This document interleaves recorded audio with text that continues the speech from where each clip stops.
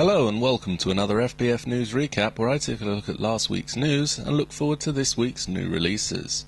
So we're strongly into December now, and in the run-up to Christmas there are very few game releases. So this week we have Dizzy, Prince of the Yoke Folk on the iPhone and Android, and Just Dance 3 for the PlayStation 3. And now, some news.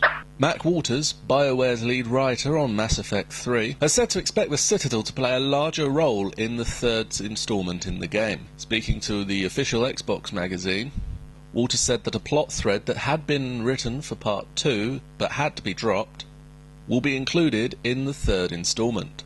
There was a Mass Effect 2 plot that was a callback to the first game, that was going to be on the Citadel, and we cut it. But now it's made a resurrection in Mass Effect 3. So I'm happy. But I can't say what it is. That's the nice thing about trilogies, sometimes you get a second chance. He said to the official Xbox magazine. Mass Effect 3 hits shelves March next year, along with everything else. And the magazine that he was speaking to is available now in the UK. The creative figurehead behind Ico and Shadow of the Colossus has quit Sony, leaving his third project, The Last Guardian, unfinished. It is speculated that the 41-year-old will continue work on The Last Guardian in a freelance capacity, and will leave the company completely when The Last Guardian is finished. His reasons for leaving, if this report is true, are currently unclear. It is also claimed that Ueda's departure has delayed the project beyond previously set milestones, possibly implying that he has been working on the project in a freelance capacity for some time.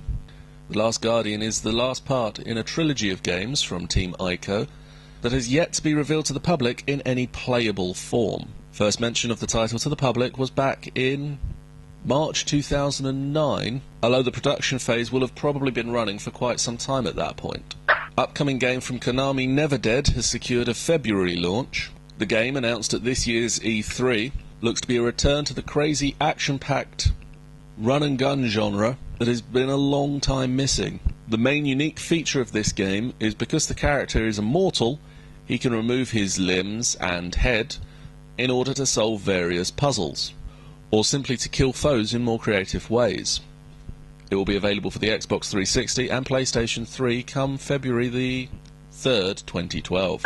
And finally for this week, it appears an announcement from Nintendo has given us a European release date for the long-debated 3DS Circle Pad attachment. You see, Capcom's Resident Evil Revelations is launching January 27th, and alongside that will be the launch of the pad. There will also be a special edition of the game which comes bundled with the pad. Now, at the moment, it isn't believed that the pad is required for any games that are currently in development. However, it will understandably make the games a lot easier to play. And thanks to Dan's currency conversion, we can expect to pay somewhere in the region of $14.99 maybe. We will have full details of price as and when that is announced. And before I go, in the run-up to Christmas, I am writing a number of articles about Christmas presents and what you should buy for your loved ones. The first part went live yesterday evening, and the second two parts will go live this weekend and the following weekend. So if you are looking for a present for a gamer, head on over to the website, check it out, www.finalbossfight.co.uk.